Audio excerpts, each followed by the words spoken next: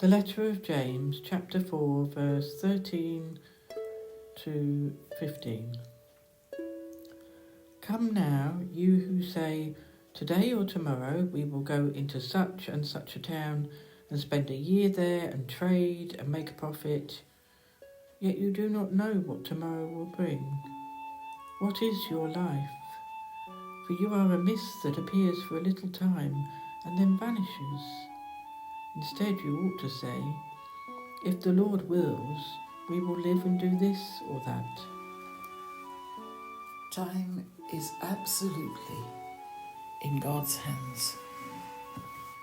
We haven't got a vestige of control over it.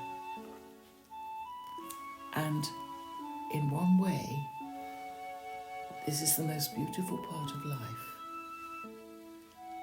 Somebody else must take charge of it.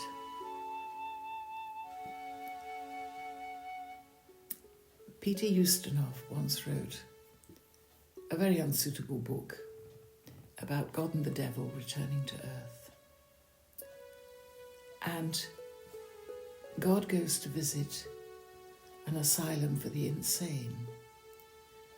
And the deluded man, when he sees God, stops saying to his psychiatrist, I'm God.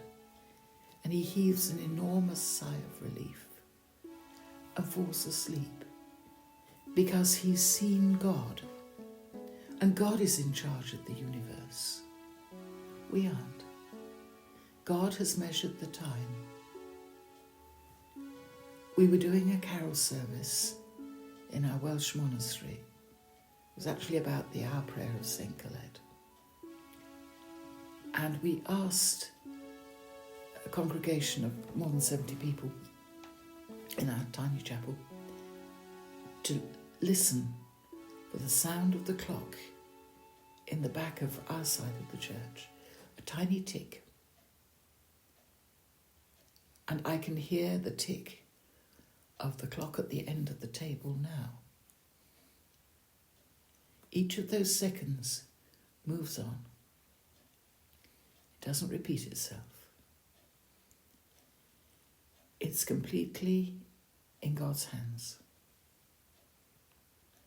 The next second may not be there in the same way for us. This is the freedom that God has given us.